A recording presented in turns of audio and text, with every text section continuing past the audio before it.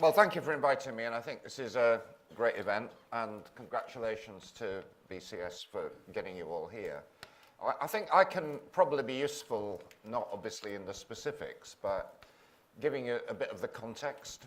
I mean, there aren't too many people in the audience of my age, I guess, but I was recently looking at the speeches of Harold Wilson 50 years ago, launching the white-hot heat of the technological revolution. And he could actually be making the speech today. The letters IT didn't mean anything in the 60s, and hashtags certainly weren't there. But throughout Wilson's speeches, there were a couple of themes, right? One of them was the chronic skill shortage in Britain. This was 50 years ago. It was there then, it's there now. It's going to get worse because digitization is speeding up technological change. And because, for better or worse, I don't want to get into the controversies, we're getting Brexit, which will mean less immigration. And that, in turn, will remove the safety valve that we currently have. So the skill shortage problem is going to get worse unless we have a mechanism for addressing it. The other big theme with Harold Wilson's speeches half a century ago was that the British education system was highly dysfunctional and was not geared to helping with skill provision. It goes back to the Second World War. We could have gone down the German route and had a three-tier system of grammar, secondary, modern, and technology schools. It didn't happen. We got two tiers. Vocational education was devalued. And a whole series of decisions ever since have made it worse. Polytechnics were absorbed into universities. The apprenticeship system around city and guilds, higher national, all the rest of it has been allowed to atrophy. So those fundamental problems have been there and have remained. That was the context that I took up my job 6 years ago, 6.5 years ago. And it was a very difficult situation, austerity, massive deficits, you know the problems. And we made a series of decisions then which define the way that apprenticeships are now being approached today. And if you'll bear with me, I'll just a few minutes to explain the logic of where I think we now are. The first was that I was faced, anybody in my job would have been faced with the need to make cuts. We could have just taken away the money from further education colleges and employers and just say, well, you know, get on with it. But instead, we took the view that we should prioritize. So we slashed mercilessly spending that we thought was unproductive, train to gain. And instead, we prioritized apprenticeships and put money and political capital into expanding apprenticeships. So that's partly why we're here where we are. The other thing we did that was exceedingly painful, but right, was the decisions around universities and tuition fees. It was absolutely politically toxic, and my colleagues, me and others, suffered the political consequences of it. But it was the right thing to do, and as actually universities are very healthily funded today. But we wanted to turn a disaster into an opportunity. And so we wanted to get a message was that young people have a choice. They can earn and pay by going to university, or they can learn and earn by doing an apprenticeship. And instead of a one-way ticket, basically, that everybody who has any aspiration goes to university, we wanted to bolster vocational education and apprenticeships as a valid status alternative for young people. I think it's taking time for that message to get through, but that was the rationale that we wanted to adopt at that time and helps to sustain a lot of the drive behind apprenticeships. Now, what lessons have we learned since? First of all, this emphasis at apprenticeships produced a lot of quantity. We got a massive boost in apprenticeships after 2010. But there were negatives, and my government and the successor government have had to gradually deal with these. And I'll just run through them because they apply to the way apprenticeship schemes today. First of all, we discovered there was a lot of complete rubbish in the apprenticeship system. There were a lot of employers who were offering 4-month courses in an estate agent's or a retailer, and you get a certificate at the end of it saying you've got an apprenticeship. Well, that was, you know, Mickey Mouse, a lot of it, not all of it. We effectively disqualified any qualification with less than 1 year of vocational education. Some people said we should have been tougher and done 2 years, but we eliminated anything under a year. Secondly, we discovered there was not much progression. A lot of people were being stuck at level 1, 2. What we really needed in the economy were 3, 4, 5 levels, right? And gradually, this is now beginning to happen. I'm looking at the recent growth rates. Skill level 3 and above is the area of real expansion, which is exactly where it ought to be. Lord Sainsbury did a very good study recently on technician level shortages, and that's where the need is. And the last thing I did in office was to produce a green paper defining the role of further education colleges. And it was partly remedial, but it was also higher level apprenticeships, not just apprenticeships, higher level, 3 and above. And that is where the real expansion is now taking place, with university equivalent qualifications. And that is where the emphasis is now taking place and where it should be.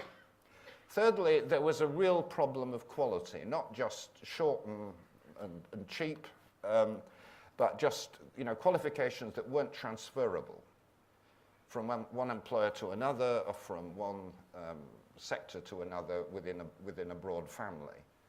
And in order to deal with that, we brought in the so-called Pathfinder schemes, and this has been extended. We set up the Coding Academy. I'd be interested in discovering here whether that's actually beginning to have any kind of impact on the sector. But to try and deal with this issue of quality as opposed to quantity. And of course, this isn't just an issue for the vocational apprenticeships. It's an issue for university courses. One of the things I was horrified to discover when I was in government was that the IT sector had the biggest shortages of any industry, but it was also the area of the highest level of graduate unemployment, people on computer science courses, because people were emerging with computer science degrees that had no relevance to the IT sector. They'd not done even basic coding, for example. So there's an awful lot of work that had to happen, is having to happen, to get the quality issues properly sorted. And then a fourth issue, which links partly to a wonderful introduction from our young apprentice, was the attitude amongst young people. And I don't blame young people, because what's happening is that in schools, almost every teacher is a graduate. That's, you know, it's a graduate profession. So they know the UCAS system. They know if a kid has done even moderately well in GCSE, you get them to fill in the UCAS forms. It's all very simple. Very few of them have a clue about how you go about getting your kids into an apprenticeship scheme. They don't understand the system, and it's difficult. So there's a major barrier at that point. And I have to say, my government made a terrible error, actually, not pointing fingers at individuals, but in scrapping the career and advice service for schools before we'd got an alternative. And this certainly set back that issue about how you motivate and focus the attention of young people. And then lastly, we discovered, and Mike Cherry has, I think, been over this territory, the problem with companies. The simple point is that although the government and ministers, and me included, go around boasting about how many apprenticeships we've funded, most training is done by the private sector. It's not done by government. Government puts in some money, but most of the resource comes from the private sector. And the vast majority of companies don't do any training at all. So the question is, how do you create a system of incentives to change that? And that brings us exactly up to date and where we are today. And just in my final comments, just make a few comments about what is now happening in terms of policy. And I'll adopt the format of Match of the Day 2 for those of you who follow football. Too good, too bad. I'll start with the too bad. The government has set a target for apprenticeships. Terrible idea, absolutely terrible idea, because it confuses quantity and quality. And actually, we've learnt enough in the last few years to know that it's the right kind of apprenticeship that matters, not just the numbers. So that's one of the bads. The other bad thing, and I see this because I'm in a project working at the moment with the FE sector, was a requirement that was introduced by the Department of Education a couple of years ago, that young people, in order to progress at 16, have to get their 5 C's at GCSE before they can go on and do further study. And what I now encounter in FE colleges is that lots of kids who are actually quite bright and highly motivated, but are not very academic, and cannot answer questions about the 17th century novel or whatever, are stuck.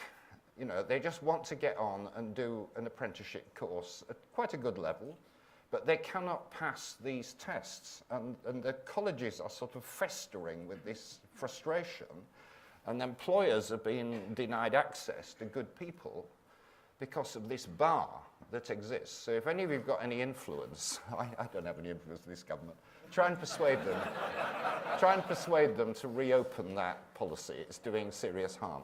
But there are some good things that are happening, really good things. I think the establishment of the Institute of Apprenticeships, it's taking to a higher level this emphasis on quality and recognised qualification. I think that's really good.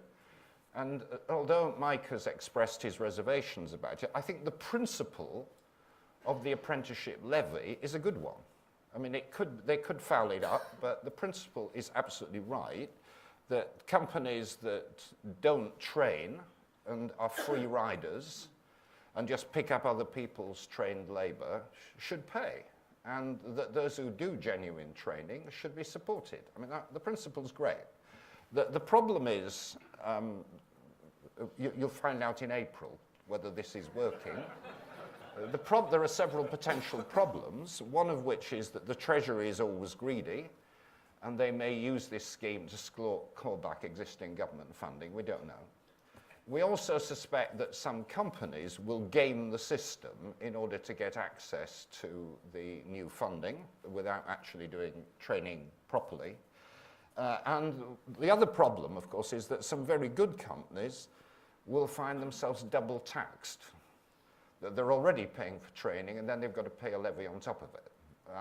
So it could work badly, but I'm optimistic. I think the concept is right. And with your help, because it's going to need the help of business, this system could be made to work, and it could mean that at very long last, we've got a proper, durable system for vocational training. I just want to finish with one point, if I might. I'm sorry, I've gone on a little long, which is that we're thinking of all these problems, I think, in a kind of narrow box of specific vocational training schemes. But what really matters, I think, is not just that, it's transferable skills. And the brutal truth is we've got millions and millions of people, particularly my generation, who are digitally illiterate. I mean, I've been forced to become digitally literate since I lost my job in the government. And before that, I had an army of handmaidens who used to do all my tweets and so on, but now I have to do it myself. But there are millions and millions of people over 50 who haven't got a clue how to use a computer, who are not able to function in e-government and all that stuff, and whose jobs are going to be lost in the next few years. They've got no way of getting back into the labour force. So what is badly needed, I think, is not just apprenticeship training. It's adult education with a very strong IT component. And that side of it, I'm afraid, is being badly overlooked in the current enthusiasm for apprenticeship, desirable though it is. So thank you very much for your attention.